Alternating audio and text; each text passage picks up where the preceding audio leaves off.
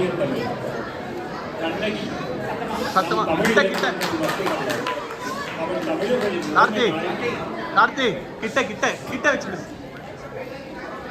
உலகில் எந்த மொழி இலக்கியத்திலும் இப்படிப்பட்ட ஒரு பெண்ணை நம்மால் காண இயலாது. சிலப்பதிகாரத்தில் மாதவி தன் காதலனை பிரிந்ததால் துறவரம் பூண்டாள். கோப்பெருந்தேவியோ தன் கணவனுடன் தண்ணீரையும் நீத்தாள். ஆனால் கண்ணகி இவர்களிலிருந்து மாறுபட்டவள். அவள் ஒரு எளிமையான குடிமகள். ஆனால் கணவன் இறந்த பிறகு அவள் சோர்ந்து போகவில்லை, உடன் மடித்து போகவில்லை. அவள் அறம் காக்க பாடுபட்டாள். தன் கணவன் மீது படித்த களங்கத்தை போக்கினாள். அவள் வாய்மையும் அறமும் தான் அவளை மற்றவர்களிடமிருந்து தனித்து உயர்த்தி காட்டியது. இயற்கையே அவள் சொல் பேச்சு கேட்டது. அவள் தீவாக்கு படித்தது. அவள் கோபத்தில் மதுரையை எரிந்தது. 2000 ஆண்டுகளுக்கு பிறகும் அவளது கதையும் அவளது செயல்பாடுகளும் நம்மை பிரமிக்க வைக்கின்றன. ஆகையால் இந்த தலைமுறை மட்டுமல்லாது இனிவரும் தலைமுறைக்கும் நாம் கண்ணகியையும் சிலப்பதிகாரத்தையும் சரியாக கொண்டு சேர்ப்பது நம் தலையாய கடமை. நன்றி. அப்பா அக்ஷர், ஆதன் ஸ்ரீஜய், குவிரன் பிரணவ், திசன் பிரியன், ஆசிரியர் சாய் கிரிஷ், கண்ணகி அனன்யா, அமைச்சர் மகேஷ், முதலாம் நெடுஞ்செழியன் குகன், கோப்பெருந்தேவி மரியம், நாடக வர்ணனையாளர் பிரஜேஷ் வேல்.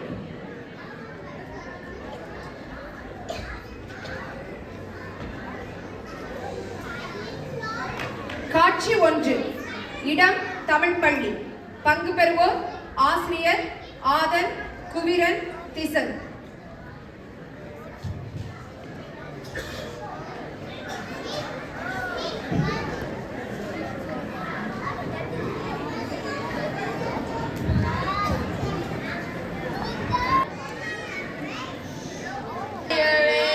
வணக்கம் மாணவர்களே, எல்லோரும் ஹோம்வொர்க் பண்ணிட்டீங்களா?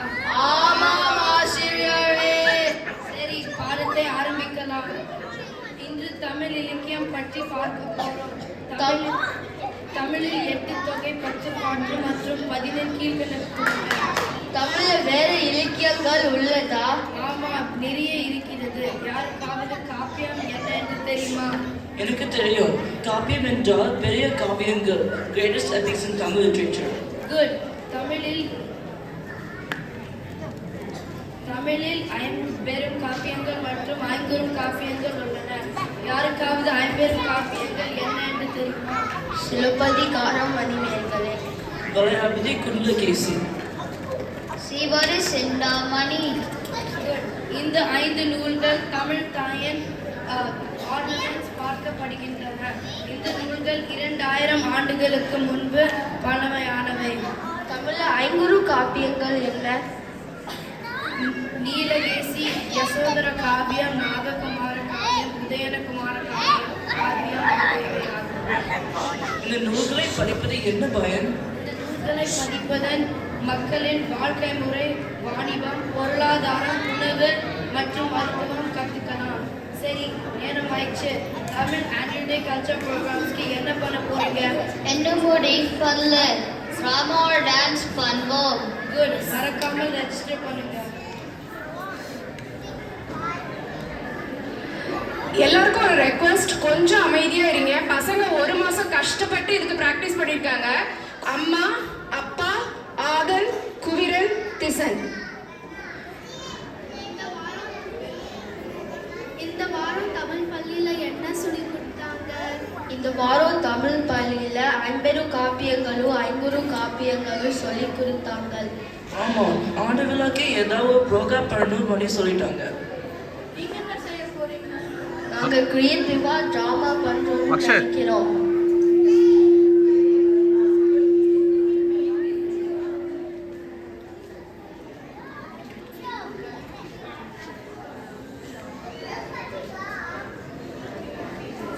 நீங்க என்ன கதையை நாடகமாக போட போறீங்க? இன்னும் முடிவு பண்ணலாமா? ஏதோ ஐடியா தரீங்களா? சிலப்பதிகாரத்தை பற்றி நாடகம் போடக்கூடாது. சிலப்பதி சிலப்பதிகாரம் கதை என்ன? சிலப்பதிகாரத்தில் கண்ணகி என்ற ஒரு பெண் இருந்தாள்.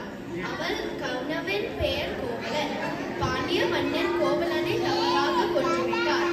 அதற்கு நீதி கேட்டு கண்ணகி வழக்கடைத்தாள்.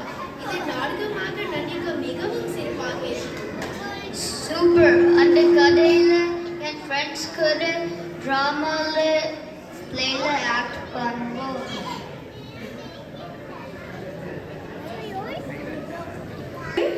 கோப்பெருந்தேவி, அமைச்சர், காவலர்கள், நிகழ்ச்சி வர்ணனையாளர்.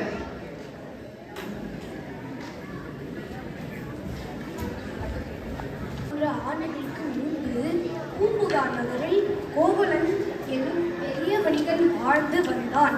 அவனுடைய மனைவி கண்ணகி. காலத்தின் கோலத்தால் கோவலன் மாதவி என்ற நாட்டிய பெண்ணை நாடி சென்று தனது அனைத்து செல்வத்தையும் இழந்தான். பிறகு கோவலனும் கண்ணகியும் இழந்த செல்வத்தை சேர்க்க மதுரை சென்றான். கண்ணகியின் எஞ்சிய சிலம்புகளின் ஒன்றை கோவலன் விற்கச் சென்றான். அந்த சிலம்பு அரசியுடையது என்று அவன் மீது தவறாக குற்றம் சாட்டப்பட்டது. அதனால் பாண்டிய மன்னன் நெடுஞ்செழியன் அவனுக்கு மரண தண்டனை வழங்கினான்.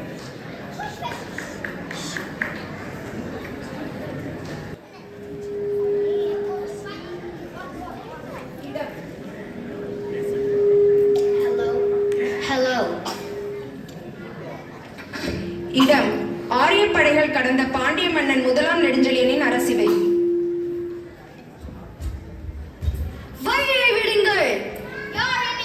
என்ன வேண்டும்? நீதி தவறிய பாண்டிய மன்னன் மீது வழக்குரைக்க வந்திருக்கிறேன். என்னை உள்ளே விடுங்கள். அரசே, ஒற்றை சிலம்புடன் ஒரு பெண் உங்களை காண வந்திருக்கிறாள். யார் அந்த பெண்? அவளை உள்ளே விடுங்கள். யாரம்மா நீ? பாண்டிய மன்னா, நான் கண்ணகி. எனது ஊர் பூம்புகார். சோழ நாட்டு பெருவணிகர் மலையகனின் மகள், பெருவணிகர் மாசத்துவனின் மருமகள். நீதி தவறிய உன் தீர்ப்பால் உயிரிழந்த கோவலனின் மனைவி நான். அரசே, அரசியாரின் சிலுவை திருடிய கல்வனின் மனைவி இவள். ஓ, அந்த சிலுவை கல்வனின் மனைவி நீ. என்ன வேண்டும் உனக்கு? யார் கல்வன்?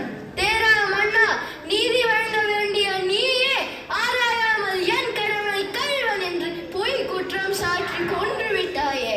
அம்மா, உன் துயரம் புரிகிறது.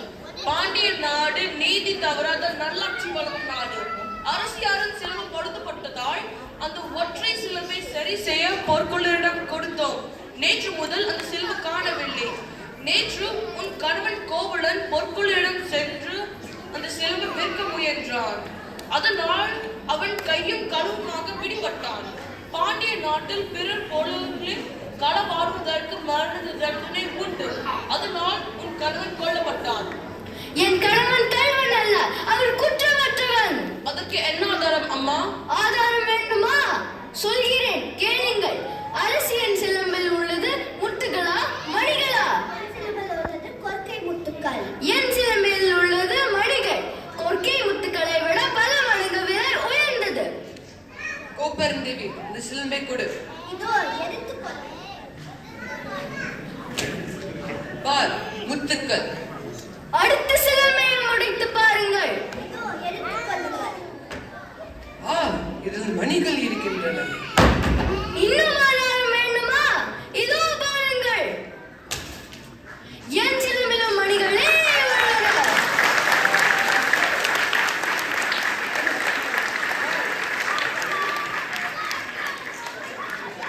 ஓ, நானே கல்வன். என்னை மன்னித்த கண்ணகி, நான் பெரிய குற்றம் செய்துவிட்டேன். மன்னிப்பா? செய்யாத குற்றத்திற்கு மரண தண்டனை தந்தவரை எவ்வாறு மன்னிப்பது? ஆமாம், எனக்கு மன்னிப்பில்லை. என் ஆயுள் கெடுக. இந்த அநீதிக்கு நானும் ஒரு காரணம். என் ஆயுளும் கெடுக.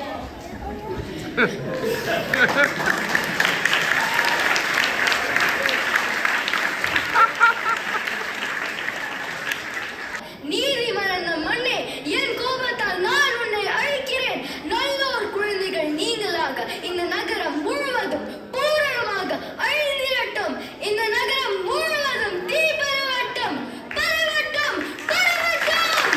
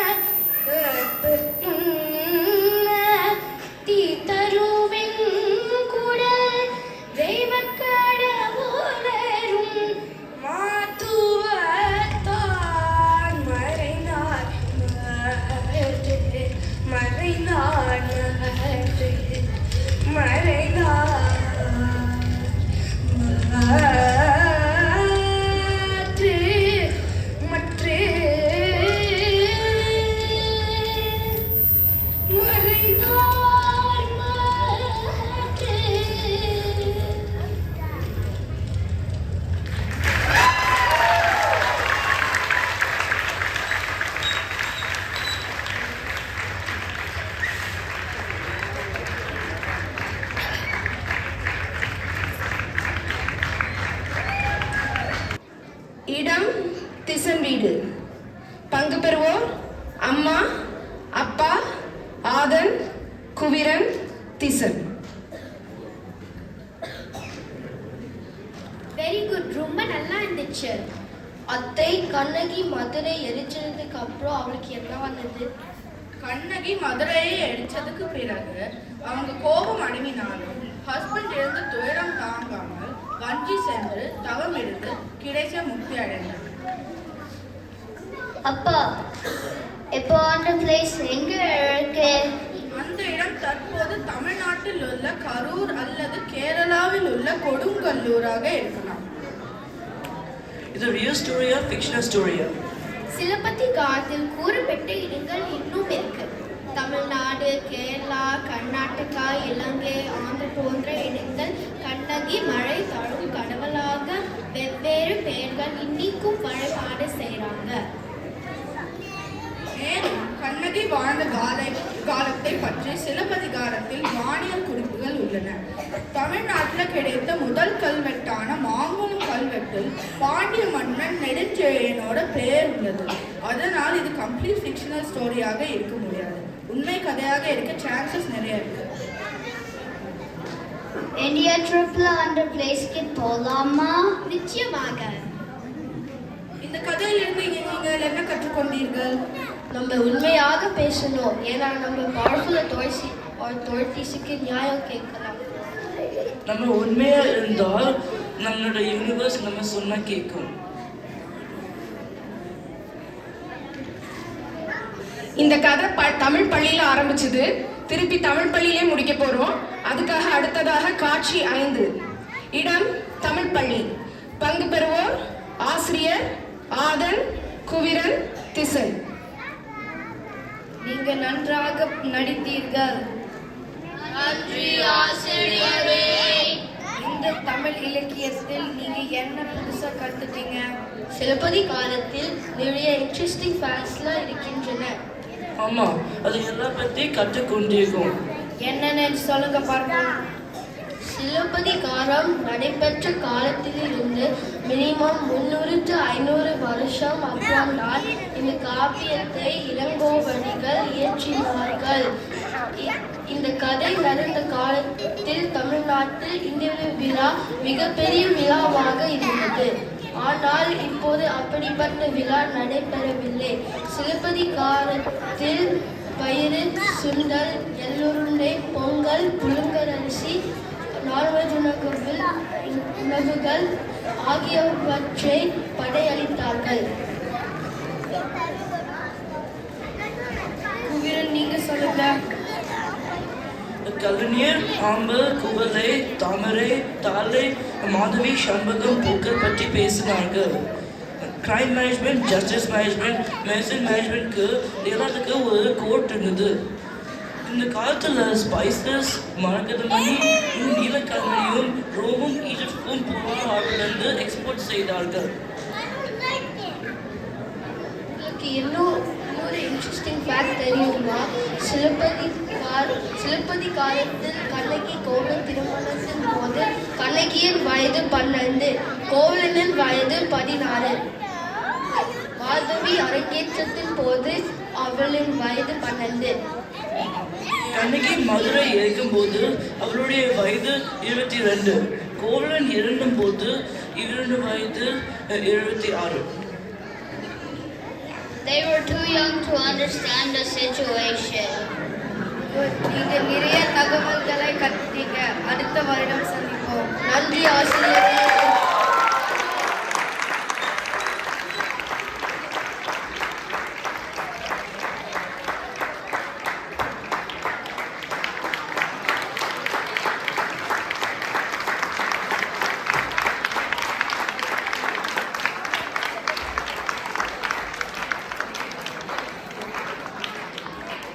இந்த கதைக்கு ஃபுல் கிரெடிட் வந்து கார்த்திகேயன் கருணாநிதி.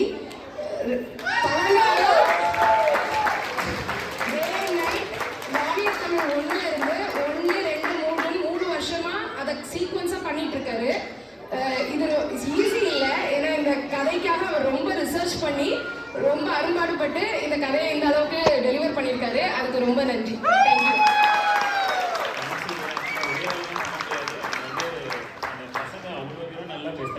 ட்ரைனிங். அவங்க ட்ரைனிங் 3 வருஷம் பண்ணுறேன். தேங்க்யூ.